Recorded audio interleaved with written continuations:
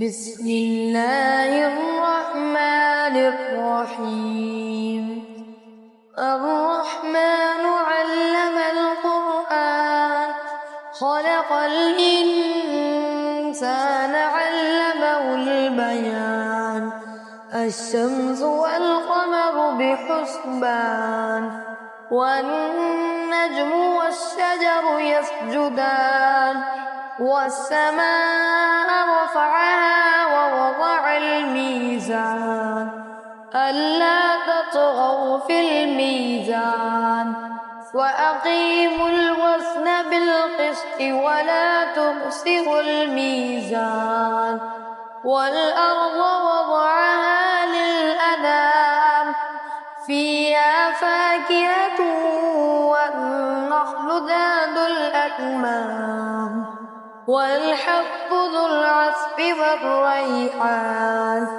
فبأي آلاء ربكما تكذبان؟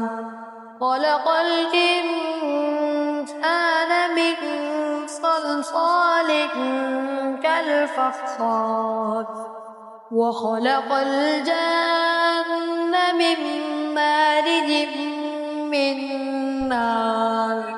فبأي آلاء ربكما تكذبان؟ رب المشرقين ورب المغربين. فبأي آلاء ربكما تكذبان؟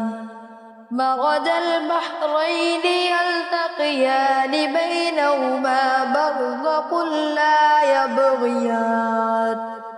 فبأي آلاء ربكما تكذبان؟ يخرج منهما اللؤلؤ والمرجان. فبأي آلاء ربكما تكذبان؟ وله الجوار المنشآت في البحر كالأعلام. فبأي آلاء ربكما تكذبان؟ كل من عليها فان ويبقى وجه ربك ذو الجلال والإكرام. فبأي آلاء ربكما تكذبان؟ يسأله من في السماوات والأرض، كل يوم هو في شأن. فبأي آلاء ربكما تكذبان؟ سنفرغ لكم أيها الثقلان. فبأي آلاء ربكما تكذبان؟ يا معشر الجن والإنس إن استطعتم أن تنفذوا من أقطار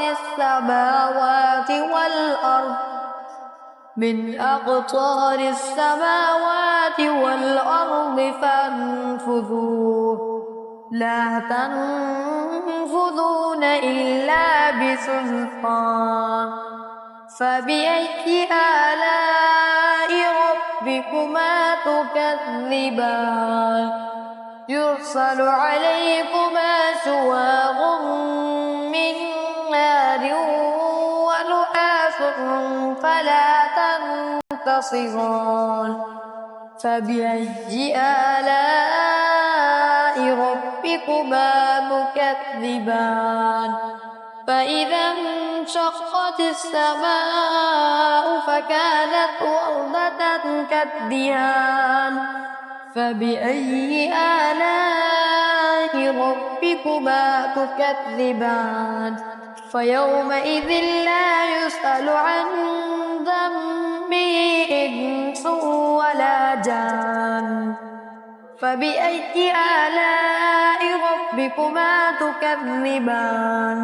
يغرق المجرمون بسيماهم فيؤخذ بالنواصي والأقدام.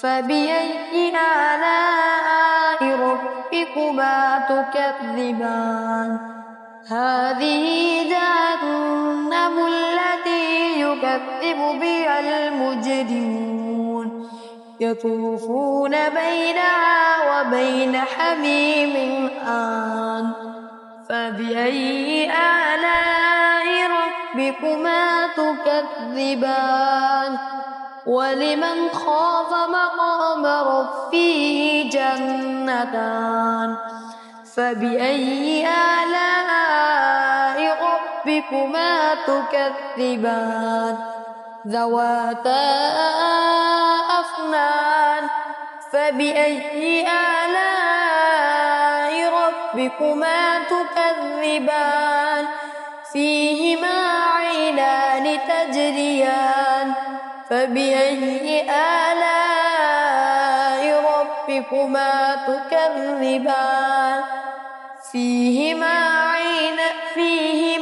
من كل فاكهة زوجان فبأي آلاء ربكما تكذبان متكئين على فرش بطائنها من استبرق وجنى الجنتين دان فبأي آلاء ربكما تكذبان فيهن قاصرات الطرف لم يطمثهن إنس قبلهم ولا جان فبأي آلاء ربكما تكذبان كأنهن الياقوت والمرجان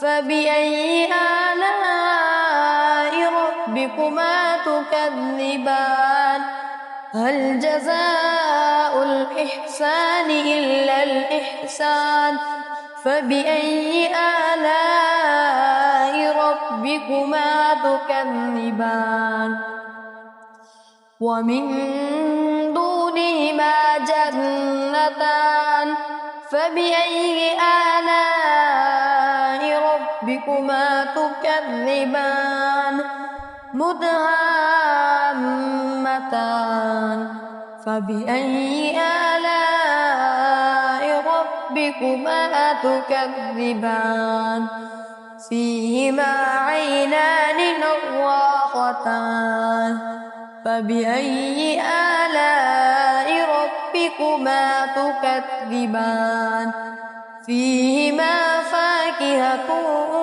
ونخل ورمان فبأي آلاء ربكما تكذبان فيهن خيرات حسان فبأي آلاء ربكما تكذبان حور مقصورات في الخيام فبأي آلاء ربكما تكذبان لم يطمثهن إنس قبلهم ولا جان فبأي آلاء ربكما تكذبان متكئين على رفرف خضر وعبقري حسان فبأي آلاء ربكما تكذبان